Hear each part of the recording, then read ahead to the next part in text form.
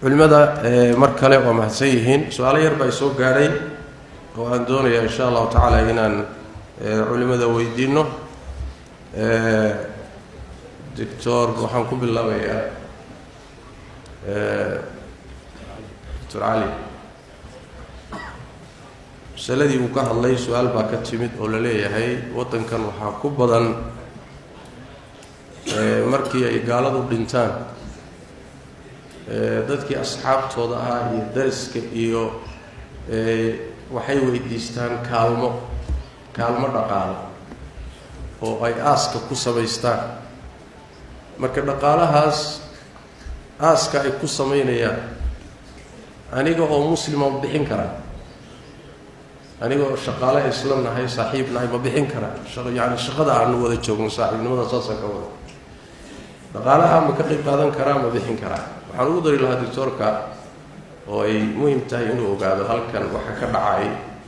dhaqaalaha la ururiyo kaliya aas kaliya looguma talagalee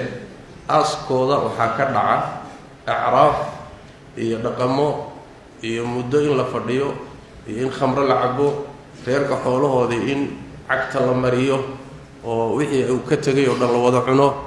marka meeshaasi waxaa ka jira qaab aas ay sameeyaan oo laga yaabo ruuxa wadanka aan joogin inuusan tasawurin marka lacag ma kaga qayb qaadan karaa gacan ma ka geysan karaa wala tafadhal mashkuur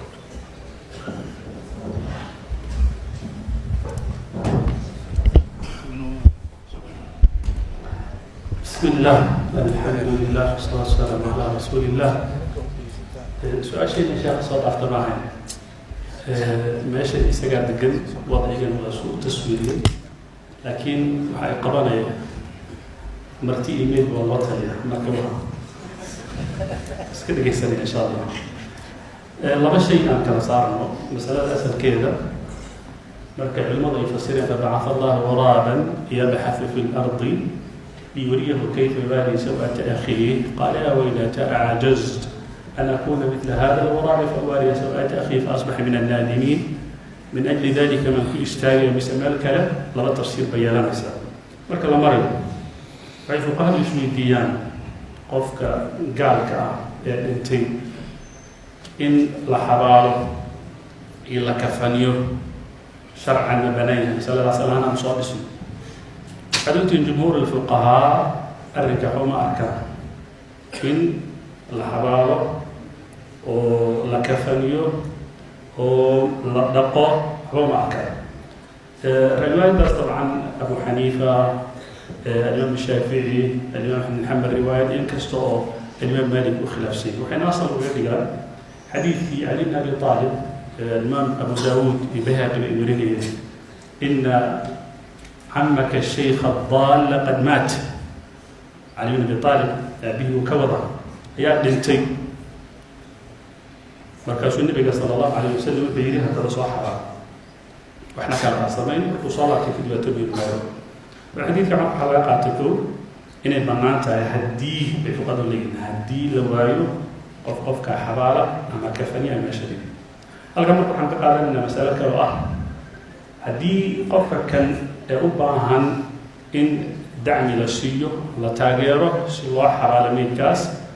wax u bixi kara aanay jirin meydkan meeshu iska yaal cid ka faninaysa aanay jirin cid meydaysa aanay jirin inay bannaan tahay in lala yimaado maxaa yeelay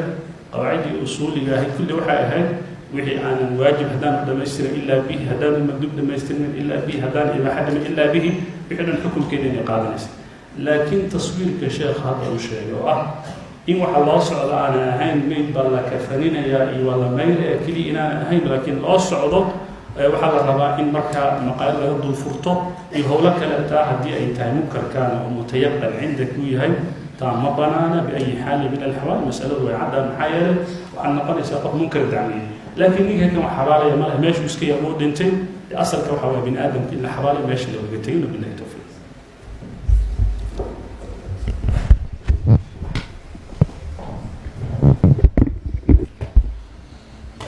جزاكم الله خيرا. هلا السؤال بان culimada weydiinayna kadibna fadhiga waan xidhayna insha Allah taala salaada ishaan joognaa marka sheekh cabdirashiid baan kusoo xidhi doona insha allah oo inoo ducayn doona ducooyin badan oo la soo codsaday. inta ka horeysa sheekh maxamed idriis hal su-aal baan ku wajihi, sheekh mustafana hal su-aal. sheekh maxamed idriis waxaan ku wajahayaa su-aal ka timid gabdhaha oo cabasho ah. waxay leeyihiin gabdhaha muslimka ah ragga muslimiintiihi way ku ciyaaraan, soomaalida waa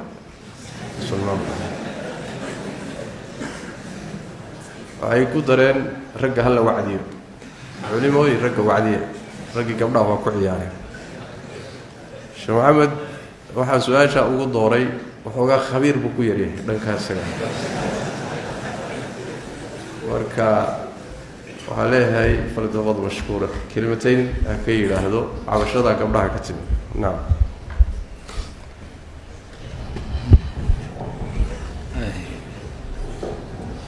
alxamdu lilah. si guud ahaaneed bay su-aashu yani lainoo weydiiyey oo ah raggu soomaaliyeed gabdhaha way ku ciyaaraan. marka intaas waxaan kusii darayaa anoo gabdhaha su-aashoodu inay gar tahay yaqiinsan. dabcan iطlaaqa la iطlaaqiyo oo la yidhaahdo ragga soomaaliyeed gabdhaha way ku ciyaaraan, iطlaaqaasu ma fiicna. waayo yani adabta uuna baro qur-aanka iyo sunnadu ayna barayaan waxa weeye wax walbaba xataa gaaladiibuu ilaahay soo kala reebaa. minhum ummatun muqtasidatun wa kahiiru minhum faasiquun laysuu sawaan min ahli اlkitaabi ummatun qaa'imatun yatluuna aayaati illahi ana alleyli wahum yasjuduun. yani iطlaaqu ma fiicna, laakiin waxaan ku raacsanahay hadday odhan lahayd niman badan oo soomaaliyeed in badan oo ka midihi gabdhaha way ku ciyaaraan, arrinkaas waa la waafaqaynaa. waa sax weeye, wax badan baa ka jira. inta anigu kolley aan ka ogahay ha noqoto dhinaca guurka marka uu bilaabanayo oo si fudud gabdhaha lagu qaato ama lagu khiyaamo ama looga baxo arrinta. dumarkuna sidaan ognahay waa yani ducafo waaye, asal ahaan daciif waaye. yani waxay dhahaan dacfigoodu culimmadu waa daati xataa. yani nebigu calayh salatu asalaam markii uu ducafada ka hadlay markuu ka hadlay raggoo dhami daciif maaha, ragga qaar baa daciifa, ilmaha yar oo kale iyo sheekha da-da ah oo weynaaday oo daciifka noqday. laakiin dumarka iyagoo dhan ashaykh wاطifl iyo waxaa la israacsiiya wالnisaa,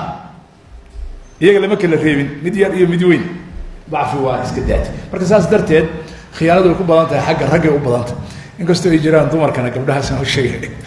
kuwa iyaguna bahaldilaa ah oo rag badan xiniyaa gooya way jiraan, laakiin waa kala yar yihiin. anigu intii aan qiyaastayda xagga raggay u badan tahay. aqlaba libin lubin. naam, xadiiskii uu sheekhu sheegay. marka way jiraan qaar maaragtay sidaasa. cumuuman waxaan leenahay si guud ahaaneed waxaan odhanayaa gabdhaha waa gartooda, cabasho badani way jirtaa, guryihi aad baa looga cabanayaa. waxaan u dardaarmayaa rag gabdhaha inaynu u turno, markaynu guursanayno aynu u turno oo si wanaagsan aynu u daryeelno oo aan wanaag ku guursano. haddii aan lahayn karina wanaaga lagu sii daayo, waana sidii eebena amray ilaahay subxaana wa tacaala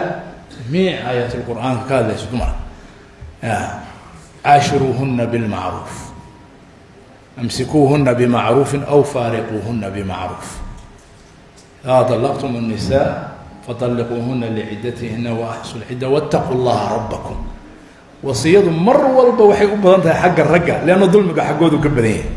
ma arkaysid iyadoo wax badan la leeyahay dumarka, nimanka maarata itaqu llaha fi rijaal, itaqu llaha fi rijaal ma badnaa, laakiin xagga raggay ku badan tahay aayadaha. tilka xuduud اllahi falaa tactaduuha waman yatacadda xuduud اllahi faulaa'ika hum الظaalimuun. ow faqad dalama nafs. marka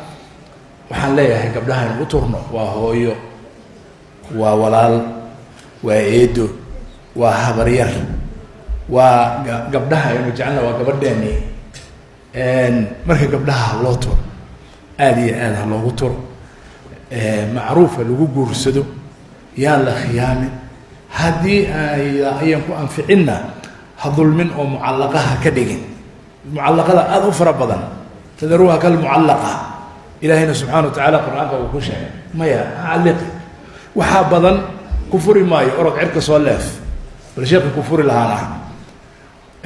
mashaayiqduna waa ila ogyihiin rag badan waxaa jira tahdiid u timaado maadaa iga furi kara naqan jeer lagu yidhi shaaca ma iga furi kartaa xaaskii bismillahi raxmaan raxiim marka way badan tahay tahdiidaadka noo yimaada intuu dulmi sameeyo oo gabadhii mucallaqa ka dhigo oo aanu cishrana ku lahayn macruufna ku lahayn oo iska maqan yahay hadduu doono oo haweeney kale iska guursado isagu booyadii wuxuu rabaa halkaa inay timaado markaasuu odhanaya cariyaa u dhawaada laigamana furi kara yaa iga furi karaa ya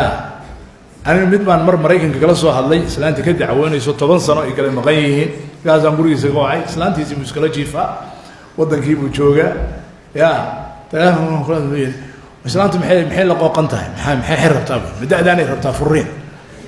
ya waraadi daadeeda waxba kaagen ama ha rabto ama yey rabin qof weyn weeye ama ha weynaato ama yey weynaan xaq bay u leedahay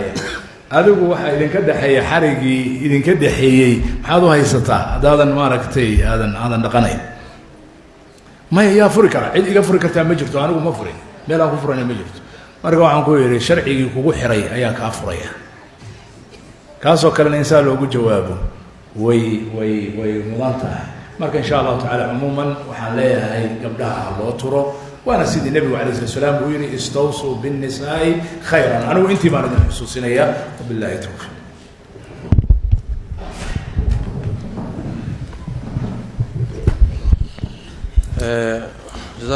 جزاك الله خير شيخ محمد سؤال ugu dambeysay gabagabada ka hor waa su'aal soo noqnoqota horeyna looga hadlay Sheekh Mustafa loo jeedinayaa wala soo magacaabay waxaana loo soo magacaabay baa meesha ku jirta oo masaayishan uu ka hadlaa marka wadaadada hulaa way kala leeyihiin wixii dumar iyo islaamo iyo xaafada iyo ku saabsan waxa idris hal loo aado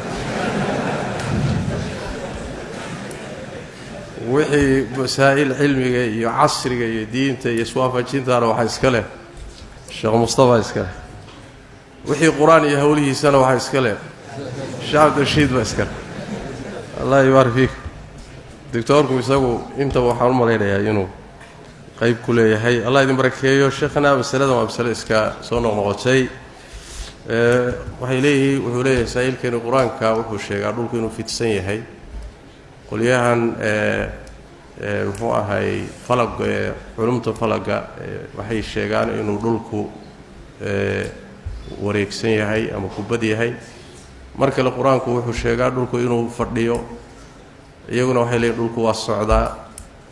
marka maxaa say isu waafaqaysa si kooban ayaan uga rajaynaa insha Allah taala sheekh inuu uga jawaabo jazakallahu khayr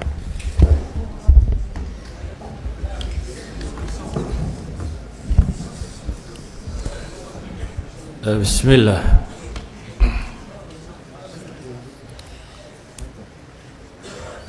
dhulku waa fidsan yahay waana kurawi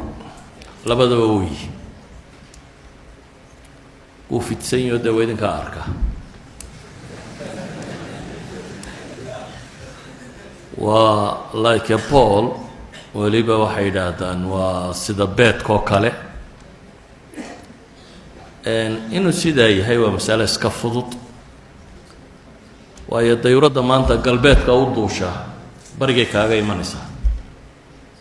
deenu xaggaa u duullo barigaynu ka soo geli karnaa waana mas'ale mushaahada hadda yani maaha mas'alo u baahan adiladii cilmiga ahayd ee la baari jiray caynka waa mas'ale mushaahada yani wax la isweydiinayay dayax gacmeedkii la saarayay nimankii muslimiinta ahaa culamada muslimiinta la isugu yeedhay markaa niman muslimiina raacaya 24 saacadood 16 jeer bay dhulka kusoo wareegayaan markaasay u tukanayaan bay wadaadadu ka fatwoonayeen saacad iyo badh kasta habeen iyo maalin buu dhammaynaya saacad iyo badh kasta habeen iyo maalin buu dhammaynaya markaa saacad iyo badhkaa ma 5 salaadood baa la tukanayaa mise 24 saacadood baa la sugayaa mar la tukanayaa waayo ninkana 16 jeer dhulka kusoo wareegaya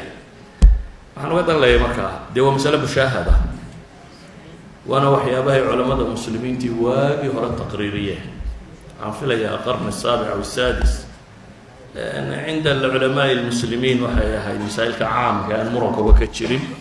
ee la wada rumaysan yahay waa markaynu kuraweynimada ka hadalno waa jiraan dooda yar imika lagu soo qoro website-yada iyo meelaha kan oo rag dan le ay waxyaabo yar la sawiraan oo golob yar oo cadceed yar halkan marayso oo saan u socoto laakiin waxay u badan tahay inaanay saxaxayn taasi waa masalada koowaad talabaad maxay ahayd sheekh ilaawey socodka iyo taagnida socodka iyo taagnida ee uu soconaya weliba dhowr socod oo kale noocu soconaya socodka qaarkii waa waxay fusuushu ku samaysanto xagaa iyo jiilaal iyo gu iyo waxa kale socodka qaarkiina waa waxa habeeniya maalintu ku samaysanto yani inuu on its access inuu ku wareega waa waxa keena habeeniya maalintu yukawiru leyla cala annahaar baa ilaahay tilmaamaya takwiirka ma taqaana takwiir alcimaama waa sidaa sheekhu imika u duubay oo markaad cimaamada saa u duubto ilaahay wuxuu leeyahay habeenkiiyo maalintaa isku duuban subxaana waa isku duuban yihin waayo habeenku markuu sii baxaya maalintu soo gelaysa xagga kalena maalintii baa kasii baxayso habeenkaa soo gelaya waa takwiir takwiirkuna wuxuu ku yimaadaa bay leeyihin wareegga dhulka wareegaya calaa kulli xaal masaa'il aynu hadda wakti badan u hayno adiladeeda cilmiga ama nusuusta ay culamadu daliishato laakiin waxaan leenahay un culamada muslimiinta ee caamka ee masaa'ilka kan ka warrama qadiiman wa xadiidan labada masalabada way sugayaan wallahu aclam